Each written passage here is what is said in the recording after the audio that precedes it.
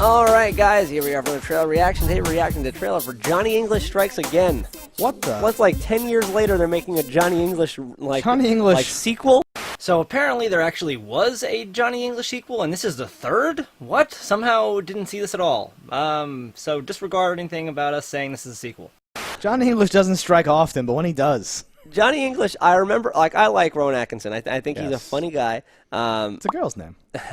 Yeah, him and Mr. Bean obviously his most iconic role, but like things like Rat Race, which you just referenced. I was just gonna say, so, very funny. Right. So even so, like his character basically goes and like doesn't speak, and that's the whole funny part. But even in this handful of speaking roles, he's been like good. Yeah, so Johnny English, I remember liking it, but almost because it was like dumb. I don't remember it at all. He's a James Bond type, Johnny English, and he's striking again. I remember him going through like a sewer. I remember almost nothing about it, but he's almost like a Michael Scott from The Office type character where you're like, oh, you're cringing your way through life and doing cool things. Just Mr. Magooing through the day. Kinda. Did he play Mr. Magoo? No, he didn't. That was Leslie Nielsen. Oh, he's so old.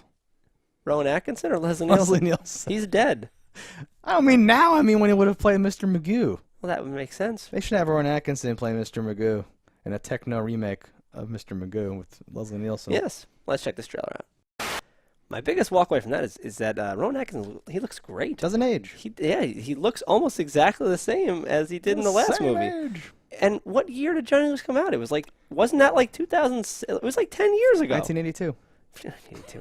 I think it was like 2007. I have no, I have no idea. So as the biggest fan of Johnny English Part 1, sitting on this couch, what do you think? How does this like stack up? It seems to be on par with what I remember from the first one, where like Mr. Bean's not this guy that kills you with it's not like knocking you with comedy. You watch it and you're chuckling a little bit, and then something happens, and like nothing in this like killed me. It's more of a comfortable comedy. Yeah, it's something you can just throw on and be fine with. Okay. Do I think this is going to be great? No, I do not.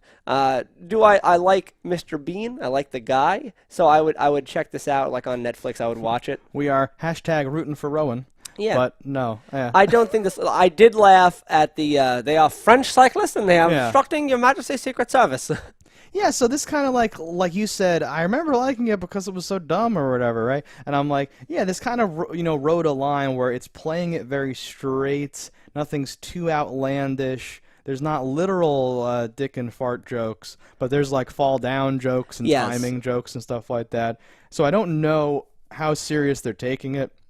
Or what's going on? Really? I can't gauge. He's like a subtle joke, like when he's flipping some guy while doing virtual reality off a bus. That was funny too. I laughed at that. But not killer funny. It's not like this is not something I'm like, oh man, this is the laugh of your life. It's a subtle comedy you could take a child to, and they would probably go nuts over. Oh, really? I think a kid I don't would think enjoy children this. have the kind of attention span to sit through the part where he's at the academy teaching secret servicing. I think if you took like a 12-year-old to a movie like this, I think they would laugh. Kids like because like what I probably saw Mr. Bean when I was like 13 or something. We lived in a different time, back when you had to make your own butter and you could sit through a half-an-hour television show. I think you underestimate the youth. I do. I think a child would laugh at this. 100%. Because they would be like, oh, he's a spy. Oh, I like a cool car thing. Oh, ha, so funny.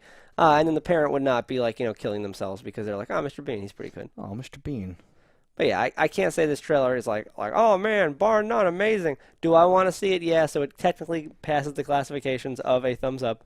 I would check it out on Netflix for free. I would not go pay money for this. I wouldn't invest a dime, but I would watch this movie. I'm impressed that it exists. And that's I'm almost more than anything else. I'm like, I can't believe he was able to get this movie made. I didn't know the first one made enough money to make a second one, let alone years later when any of your audience is dead. That can't be the reason that the first one was successful or not. There must be some story behind this. I have no idea because it's been many years.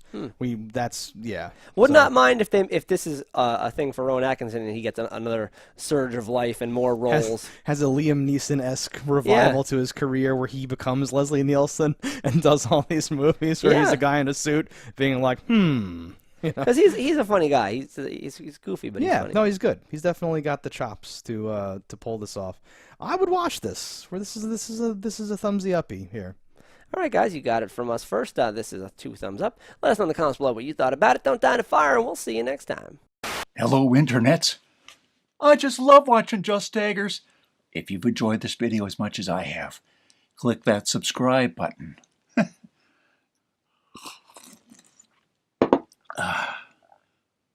Peace out, homies.